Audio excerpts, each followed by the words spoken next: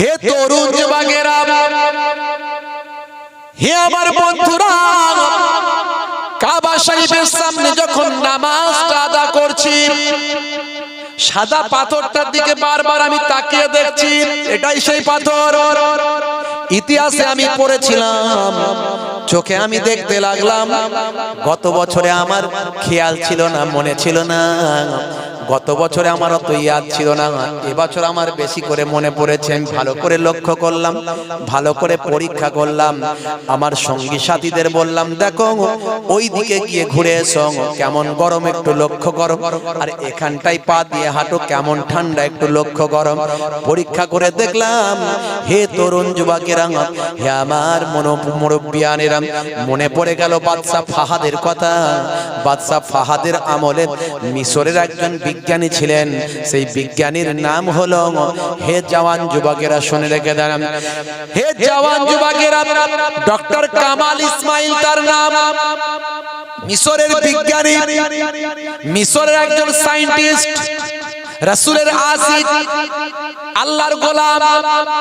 হে তরুণ যুবকেরা, এমন একজন বিজ্ঞানী, তিনি দীর্ঘদিন ধরে চিন্তা করতে লাগলেন, আল্লাহ তোমার ঘরের মেহমানরা সারা পৃথিবী থেকে তোমার ঘর তওয়াফ করতে আসে, তোমার ঘরটা তওয়াফ করতে আসে, কাবা বাইতুল্লাহ আসেন, তাদের প্রচন্ড তাপেতে প্রদক্ষিণ করতে, প্রচন্ড তাপেতে তওয়াফ করতে তাদের বড় কষ্ট হয়, তাদের পা পুড়ে যায়, তাদের বড় কষ্ট হয়। মাবুদ গো, তুমি আমাকে এমন একটা সুযোগ দাও যাতে আমি তোমার বান্দাদের জন্য কিছু একটা করতে পারি। হে তরুণ যুবকেরা, হে আমার বন্ধুরা, হে আমার মুরব্বিয়ানেরা, শুনে রেখে দিন বাবা, বাদশা ফাহাদের আমলে মিশরের বিখ্যাত ভাই আমার সায়েন্টিস্ট, মিশরের বিখ্যাত বিজ্ঞানী ডক্টর কামাল ইসমাইল, তিনি গবেষণা শুরু করলেন, এমন কিছু কি আমি আবিষ্কার করতে পারবো, এমন কিছু কি আমি তৈরি করতে পারবো, আল্লাহর ঘরের মেহমানরা আসবে, তওয়াফ করবে, কাবা শরীফ তওয়াফ করবে, তাদের পায়ে যেন ঠান্ডা লাগে, তাদের পা যেন গরম না হয়ে যায়, তাদের তওয়াফ করতে যাতে কষ্ট না হয়ে যায়, এমন কি কিছু আমি আবিষ্কার করতে পারবো। দীর্ঘ গবেষণা করার পর হঠাৎ তিনি সন্ধান পেলেন, ভাই আমার গ্রিসের জমিনে, গ্রিসের বুকে একটা ছোট্ট পাহাড় আছে, যে পাহাড়ের পাথরের সন্ধান পাওয়া গেছে, যে পাহাড়ের পাথরের সন্ধান পাওয়া গেছে, সেই পাথর নাকি যতই রৌদ্রের তাপ লাগুক কখনো গরম হয় না। জোরে হবে না? গ্রিস, জায়গাটার নাম হলো গ্রিস। ডক্টর কামাল ইসমাইল বাদশা ফাহাদের সঙ্গে পরামর্শ করে চলে গেলেন গ্রিস। উড়োজাহাজ চাপলেন, প্লেন চাপলেন, গ্রিসে গেলেন। গ্রিসে গিয়ে সেই পাহাড়ে পৌঁছে গেলেন। এমন সময় পাহাড়ের দায়িত্বে যিনি থাকেন তার সঙ্গে কথা বললেন। পাহাড়টা ছিল খুব ছোট্ট, একেবারে ছোট্ট পাহাড়। আল্লাহ যেন কুদরতি সেই পাহাড় তৈরি করেছে। ভাইরা আমার, সেই পাহাড়ে গিয়ে বললেন, আমি এই পাহাড়ের পাথর চাই, আমি এই পাথর চাই। আরব সরকারের পক্ষ থেকে গিয়ে একটা খালি চেক দিয়ে দিলেন, যত টাকা লাগবে নিয়ে নিন, ওই পাথর আমাকে দিন। পাথর সেখান থেকে কেটে নিয়ে এলেন, নিয়ে এসে আল্লাহর বাইতুল্লাহ কাবা ঘরের চারপাশে সাইজ করে করে সুন্দর করে মিস্ত্রি দিয়ে নিজে পরিচালনা করে লাগিয়ে দিলেন। ভাই আমার, সেই বাদশা ফাহাদের আমল থেকে আজও পর্যন্ত যত মানুষ কাবা ঘরে তওয়াফ করে তাদের পায়ে গরম কখনো লাগে না। জোরে হবে না? হে তরুণ যুবকেরা, হে আমার বন্ধুরা, হে আমার মুরব্বিয়ানেরা, শুনে রেখে দিন বাবা। এরপরে 15টা বছর কেটে গেছে। 15 বছর কাটার পরে একদিন বাদশা ফাহাদ মিশরের বিখ্যাত ইঞ্জিনিয়ার, মিশরের বিখ্যাত সায়েন্টিস্ট, বিজ্ঞানী ভাইরা আমার, তরুণ যুবকেরা শুনে রেখে দেন, মিশরের বিখ্যাত ইঞ্জিনিয়ার ভাই আমার, দোস্ত আমার, ডক্টর কামাল ইসমাইলকে ডাকলেন। বাদশা ফাহাদ ডেকে বললেন, ভাই কিছু মনে করবেন না, আপনার কাছে আমার আর একটা আবেদন আছে, অনুরোধ আছে। আহা, আল্লাহর ঘর বাইতুল্লাহর চারপাশটাই সুন্দর, কাবা শরীফের চারপাশটাই ওই ঠান্ডা পাথর লাগানো হয়েছে। আল্লাহর ঘরের মেহমানদের তওয়াফ করতে বড় আরাম হয়েছে। আগের মতো আর পা পুড়ে যায় না, আগের মতো আর পায়ে গরম লাগে না। এখন ঠান্ডা সুন্দরভাবে আল্লাহর বাইতুল্লাহ শরীফ, আল্লাহর ঘরের মেহমানরা তওয়াফ করতে পারেন। ভাই আপনার কাছে আমার অনুরোধ, যদি আমার রাসূলের মসজিদে নববীর চত্বরটা একটু লাগিয়ে দেওয়া যায়। হে তরুণ যুবকেরা, হে আমার বন্ধুরা, হে আমার মুরব্বিয়ানেরা, ডক্টর কামাল ইসমাইল বললেন 15 বছর হয়ে গেছে। একে তো পাহাড়টা দেখেছিলাম ছোট্ট, আজকে সেই পাহাড়ে আর পাথর আছে কিনা জানি না। 15 বছর কেটে গেছে। আপনি আগে যদি একটু মাথায় দিতেন, আগে যদি আমার মাথায় একটু বিষয়টা আসতো, তবে আপনি যখন বলছেন আমার রাসূলের খাতিরে, আমার রাসূলের নেক নজর, নেক পাওয়ার, নেক দোয়া পাওয়ার ওসিলায় আমি ডক্টর কামাল ইসমাইল, আমি আমার প্রাণ দিয়ে, জীবন দিয়ে চেষ্টা করব এই পাথর আনার। আমি এখনই যাব।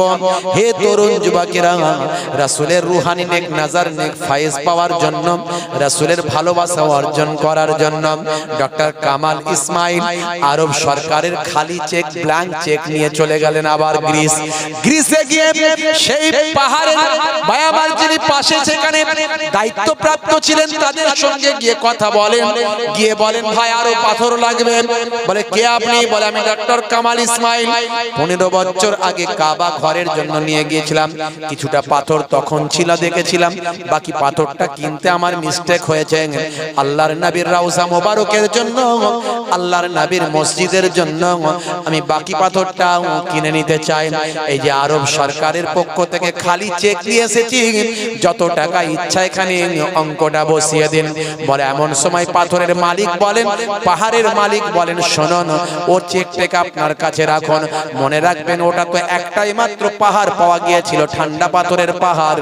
আজ থেকে 15 বছর আগে আপনি এসেছিলেন, মনে রাখবেন যতটুকু অবশিষ্ট ছিল সেটা 15 বছর আগেই বিক্রি হয়ে গেছে। আর কোনো পাথর নাই যে আমি আপনাকে দিতে পারি। ডক্টর কামাল ইসমাইলের মনটা খুব ছোট হয়ে গেল। চোখ ভরা পানি, বুক ভরা বেদনা নিয়ে, কফি না খেয়ে, চা না খেয়ে সোজা মন মারা হয়ে একেবারে এয়ারপোর্টে চলে গেলেন। আর যাবার সময় বললেন, বাবু তবে একটা জিনিস অনুরোধ করব, আরব সরকারের পক্ষ থেকে আমি এসেছি, একটা জিনিস আবেদন করব, ওই 15 বছর আগে বাকি পাথরটা যে কিনেছে তার লিস্টটা যদি একটু বের করতে পারতেন, তাহলে আমি তার কাছে গিয়ে একবার ট্রাই করতাম। যদি আমার নবীর রওজার সামনে গিয়ে যদি পাথরটা লাগানো যায়, তা আমি আপনার একটু চেষ্টা করতাম। তো ওই পাথরের মালিক, পাহাড়ের মালিক বলে, 15 বছর আগের ঘটনা, এখন কি আর পাওয়া সম্ভব? আর যদিও আমি লিস্ট পাই, যাকে দেয়া হয়েছে সে কি আর রেখেছে? সেসব শেষ হয়ে গেছে। তবুও দেখুন না, নাই মনে করে একটু চেষ্টা করুন, যদি পান আমাকে একটু শুধু যোগাযোগটা করে দেবেন, আমাকে একটু জানিয়ে দেবেন। এমন সময় উনি প্লেনে উঠবেন, প্লেনের উদ্দেশ্যে বেরিয়ে যাবেন। এমন সময় ম্যানেজার হঠাৎ করে খবর পাঠালেন, আপনি তাড়াতাড়ি আসুন, 15 বছর আগে যাকে বিক্রি করা হয়েছে তার লিস্ট পাওয়া গেছে।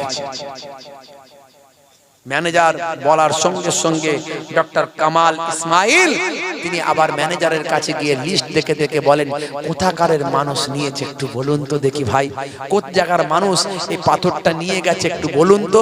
খুঁজে খুঁজে দেখা গেল নিয়ে গেছে সৌদি আরবের একজন ব্যবসায়ী।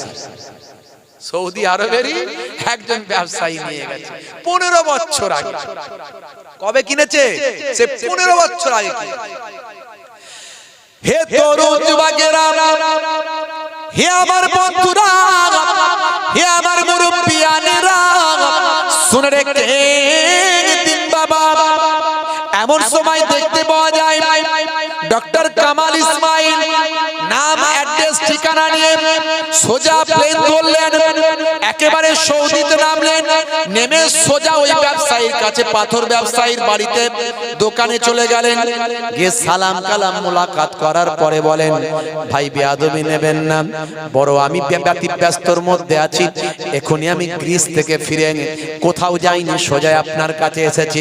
15 বছর আগে আপনি গ্রিস থেকে সাদা পাথর কিনেছিলেন, ওই সাদা পাথরটা কি করেছেন আমাকে একটু খুলে বলুন।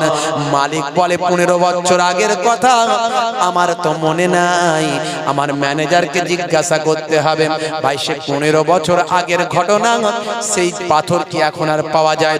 বলে কোনো উপায় নাই, এখনই তথ্য নিন, এখনই খবর নিন, কারণ এই পাথরটা আমি নিয়ে গিয়ে আমার রাসূলের রওজা মোবারকে লাগাতে চাই। হে তরুণ যুবকেরা, সৌদি আরবের বড় ব্যবসায়ী রাসূলের আশিক সঙ্গে সঙ্গে ম্যানেজারকে নির্দেশ দিলেন, তথ্য বের করো, 15 বছর আগের পাথরটা কি করেছো, কাকে বিক্রি করেছো, তাড়াতাড়ি খোঁজ নাও। যদি যাকে দেয়া হয়েছে সে যদি কি করেছে খোঁজ নেওয়ার চেষ্টা করো। আল্লাহ মালিক রাসূলের জন্য যদি কিছু কাজ করতে পারি। হে তরুণ যুবকেরা, হে আমার বন্ধুরা, শুনে রেখে দিন বাবা, জেনে রেখে দেন। এমন সময় দেখতে পাওয়া যায় ম্যানেজার খাতা উল্টে উল্টে উল্টে উল্টে উল্টে 15 বছরের চেকবুক লো ভাই আমার সার্চ করে বলেন, 15 বছর আগে যে সাদা পাথরটা গ্রিস থেকে এনেছিলাম, সেই সাদা পাথরটা আমাদের বিক্রি হয় না, এখনো তেমন ভাবেই গোডাউনে পড়ে আছে। জোরে হবে না? 15 বছর আগের সেই পাথর এখনো গোডাউনে পড়ে আছে। ডক্টর কামাল ইসমাইল আল্লাহর কাছে শুকরিয়া আদা করে, আল্লাহকে ধন্যবাদ থ্যাঙ্কস দিয়ে, রাসূলের রূহানি নজর নে ফায়েজ যে এসেছে বুঝতে পেরে তিনি বললেন, ভাই এই আরব সরকারের চেক আমাকে দিয়ে দেয়া হয়েছে, আর বলে দেয়া হয়েছে যত খুশি অঙ্ক বসিয়ে দাও, যত খুশি অঙ্ক বসিয়ে দাও, এই নাও এই চেকটা তোমার টেবিলে ফেলে দিলাম, যত খুশি অঙ্ক লাগিয়ে দাও এখানে, পাথরটা তাড়াতাড়ি বের করে দাও। এমন সময় ব্যবসায়ী ছিল রাসূলের আশিক, সেই সময় বলল, পয়সা যদি নি রাসূলের দরবারে গিয়ে বলবোটা কি?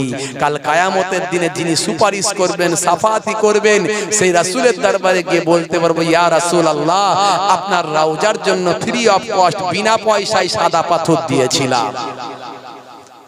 বিনা পয়সায় সাদা পাথর আজও রাসূলের ওই রওজা মোবারকের চারপাশটায়, পুরোটাই নয়, অত পাথর তো ছিল না, পাথর পাহাড়টাই তো ছোট, ওই দেখবেন 4-5টা। এইটা কাবা শরীফের ভিতরটা, বাইরে পাবেন না, কাবা শরীফের ভিতরটা, মানে ওই কাবা শরীফের 4 দেওয়ালের ভিতরে, আর এটা রাসূলের রওজার ওই পাশাপাশি সামনের পজিশনটাই ভাই আমার পুরোটাই দেখবেন এই পাথর লাগানো আছে।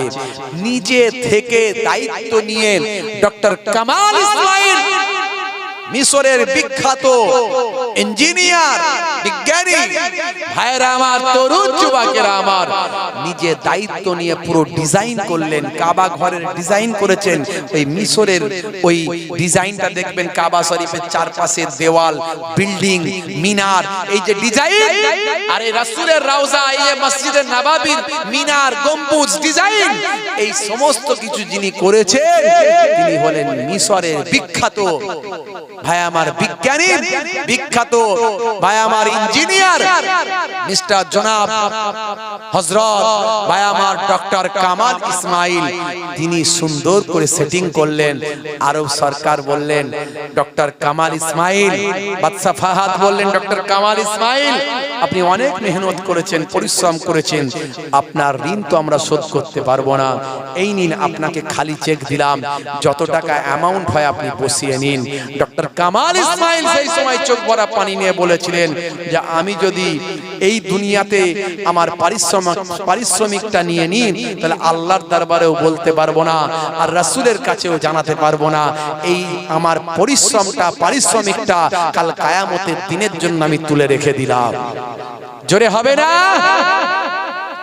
কি তাদের মোহাব্বত, কি রাসূলের ভালোবাসা, কি আল্লাহর প্রতি তাদের আন্তরিকতা। ভাইরা আমার, ওই কাবা শরীফের চত্বরে যখন নামাজ পড়ছে আর মনে মনে ভাবছে, আল্লাহ গো, এই তোমার জান্নাতি পাথরটা যেন একবার চুমু দিতে পারি। এই তো রুগা পাতলা শরীর, জিজ্ঞাসা করুন না, যারা হজে গেছেন জিজ্ঞাসা করবেন, ভাই আমার, ওই জান্নাতি পাথর চুমু দিতে গিয়ে কতজন মারা যাচ্ছে, নিচে পড়ে যাচ্ছে, তার উপরে পা দিয়ে চলে যাচ্ছে, মানুষের হোশ নাই। জান্নাতি পাথর দুনিয়াতে পাচ্ছে, এর থেকে বড় জিনিস কিছু আছে? হযরতে আদম আলাইহিস সালাম জান্নাত থেকে যখন এসেছিলেন, সঙ্গে দুটো জিনিস নিয়ে এসেছিলেন, কি জানেন? একটা হলো এই হাজারে আবিয়াজ, মানে সাদা পাথর ছিল। এটা কি পাথর ছিল? জোরে বলেন। সাদা পাথর ছিল। মানুষ চুমু খেতে খেতে গোনা টেনে টেনে টেনে টেনে এটা আবিয়াজ থেকে আসওয়াদ হয়ে গেছে, অর্থাৎ কালো হয়ে গেছে, হোয়াইট থেকে ব্ল্যাক হয়ে গেছে। সঙ্গে আর একটা জিনিস নিয়ে এসেছিলেন হযরতে আদম আলাইহিস সালাম, সেটা হলো তাবুতে সাকিনা, যার কথা আল্লাহ কোরআন মাজিদে বলেছেন। আদম নবীর কিছু প্রয়োজনীয় জিনিসপত্র তাতে রাখতেন। এটা হলো একটা সিন্দুক, যে সিন্দুকটা বর্তমানে ধারণা করা হয় ফিলিস্তিনের জমিনে। বন্ধুরা আমার, তরুণ যুবকেরা আমার, মুরব্বিয়ানেরা আমার, আজকে সারা পৃথিবীর দিকে তাকিয়ে দেখুন, মুসলমান আমরা লাঞ্ছিত, বঞ্চিত, অপমানিত। কেন? তার একটাই কারণ, আমরা আল্লাহ এবং রাসূলের পথ ছেড়ে দিয়েছি। হে তরুণ যুবকেরা, হে আমার বন্ধুরা, হে আমার মুরব্বিয়ানেরা, শুনে রেখে দিন বাবা, জেনে রেখে দেন। মুসলমান আমি, ভাই আমার, দোস্ত আমার, কাবা শরীফে নামাজ পড়লাম, বাইতুল মুকাদ্দাস, ভাই আমার, দোস্ত আমার, বাইতুল হারাম, কাবা ঘরে নামাজ পড়ে মনে মনে আশা করলাম, একটু যদি হাজারা আসওয়াদে চুমু দিতে পারতাম। রোগা পাতলা শরীর, গত বছরে হাত দিয়ে চুমু দিয়েছিলাম, মুখ দেওয়ার চান্স পাইনি, খালি কাছাকাছি যায়, আর বড় বড় ইজিপ্ট, মিশর, সাউথ আফ্রিকার লোকগুলো এমন ধাক্কা দেয় ছিটকে 10 হাত দূরে, এই মনে হয় চান্স পাবো, ব্যাস হাওয়া। চিন্তা করলাম যে ক্ষমতা দিয়ে আর হবে না, ক্ষমতা শেষ, ওদের ক্ষমতার কাছে আমাদের ক্ষমতা কোনো কাজে লাগবে না। যদিও প্রস্তুতি ভালো করে নিয়ে যাচ্ছিলাম, রুগা পাতলা শরীর হলে কি হবে, গলে গেলে ঠিক ঢুকে যাব, কিন্তু দেখছি না, হবে না। মনে পড়ে গেল যে কাবা ঘরের সামনে যা দোয়া চাওয়া হয় কবুল হয়, যা দোয়া চাওয়া হয় কবুল হয়। মোটামুটি প্রায় 2 দিন ধরে কাবা ঘরের সামনে উমরা করে নামাজ পড়ছি আর দোয়া চাইছি, আল্লাহ একবার চান্স লাগিয়ে দাও, কারণ বুড়ো হয়ে গেলে আর চান্স পাবো না, ওই জায়গায় ধারে কাছে যাওয়া যাবে না। আর আমাদের দেশের এই ভারত, পাকিস্তান, বাংলাদেশের লোকগুলো সব বুড়ো বয়সে হজ করতে যায়, দেখতে, সে উমরাই যাক আর হজই যাক, হ্যাঁ, কাবিরে যাক আর সাগিরে যাক, যাই যাই। তো এই পুরো বয়সে যায়। বেশিরভাগ দেশের হাজিরা আসে হজ করতে সব ইয়ং বয়স। আপনি বুড়ো বয়সে গেলে জাবালে নূরে উঠতে পারবেন, যেখানে কোরআন নাজিল হয়েছিল। কত বড় মুতাবাররাক পাহাড় বলুন তো, যে পাহাড় জান্নাতে যাবে, জোরে বলুন সুবহানাল্লাহ। জাবালে সুরে যেতে পারবেন, যে পাহাড় আল্লাহর নবীকে আত্মগোপন করেছিল। আমাদের এই রোগা পাতলা শরীরে প্রায় 2 থেকে 2.5 ঘন্টা 3 ঘন্টা সময় লাগছে উঠতে। অনেক লোক তো মাঝ রাস্তায় শুয়ে পড়ছে শুধু, বুঝতে পারছেন তো, উঠছে না, নয় বয়স্ক লোক উঠছে, কিন্তু রিস্ক আছে, সেরকম হাট ফাট ঠিক থাকতে হবে। তা আপনি বুড়ো বয়সে গেলে পারবেন না। ভাইরা আমার, তরুণ যুবকেরা আমার, জাবালে নূর, গারে হেরা, যেখানে কোরআন মাজিদ প্রথম নাজিল হয়েছিল, আল্লাহর নবী দীর্ঘ বহুদিন ধরে যেখানে ইবাদত বন্দেগী করেছিলেন, সেই জায়গা এত কনজাস্টেড, এত সরু গুহাটা, আপনার গারে হেরা যে গুহাটা এত, ভাই আমার, পেঁচানো, আপনারা উঠেছেন নিশ্চয়, উঠেছেন, এমন একটা লোকই বলতে পারবে কোন রকমে। সেইখানে আবার এত লাইন, আপনি 2 রাকাত নামাজ পড়বেন, আর কিছু বেদাতি লোকজনও যায় সেখানে দেখতে যায়, ওরা তো আর ইবাদত করতে যায় না। যে জায়গায় আমার রাসূল দীর্ঘদিন ধরে ইবাদত করেছে, তারা বলছে লা সালাত, এখানে কোনো নামাজ নাই, এটা বেদাত। হাজা বেদাত। তারা বলছে এটা বেদাত। কেন ভাই?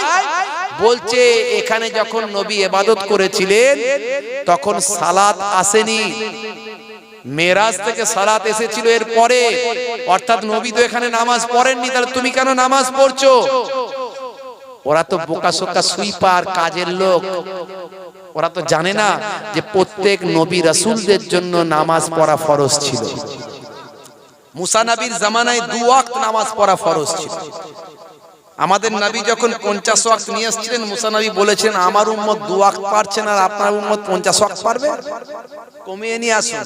9 বার গিয়ে কমিয়ে নিয়ে আসছে, 5 9 45 ওয়াক্ত বাদ। তখন মুসা নবী বলছে আমার উম্মত 2 ওয়াক্ত পারছে না, আপনার উম্মত 5 ওয়াক্ত পারবে, আবার যান। আমাদের নবী বলছেন হে ভাই মুসা নবী, আমি আর যেতে আল্লাহর কাছে আমার লজ্জা মনে হচ্ছে, আর যেতে পারবো না। আমার আল্লাহ জানিয়ে দিলেন এই 5 ওয়াক্তকে আমি আল্লাহ 50 ওয়াক্তের সওয়াব দেব। জোরে হবে না? তো প্রত্যেক নবী রাসূলদের জামানাতে নামাজ ছিল। তা আমার রাসূল যখন এখানে ইবাদত করছেন, নামাজ না পড়ে কি ইবাদত করেছেন নাকি? অর্থাৎ নামাজ আমরা নফল নামাজ পড়ি, যে জায়গাতেই পড়ি না কেন নফলের সওয়াব পাবো। আর যেখানে কোরআন নাজিল হয়েছে সেই জায়গাটা কত পবিত্র জায়গা। সবচেয়ে বড় ব্যাপার, আমার রাসূল যে জায়গায় দীর্ঘদিন ইবাদত করেছেন, আমার রাসূলের থেকে আর বড় কিছু হতে পারে না। সেই রাসূল যে জায়গায় ইবাদত করেছেন সেখানে 2 রাকাত নামাজ পড়া, 2 বার সিজদা দেওয়া অনেক তাকদীরের ব্যাপার। আর ওরা দিতে দেয় না। অনেক বোকাশোকা লোক ওদের কথা শুনে খালি দেখচার বেরিয়ে যাচ্ছে।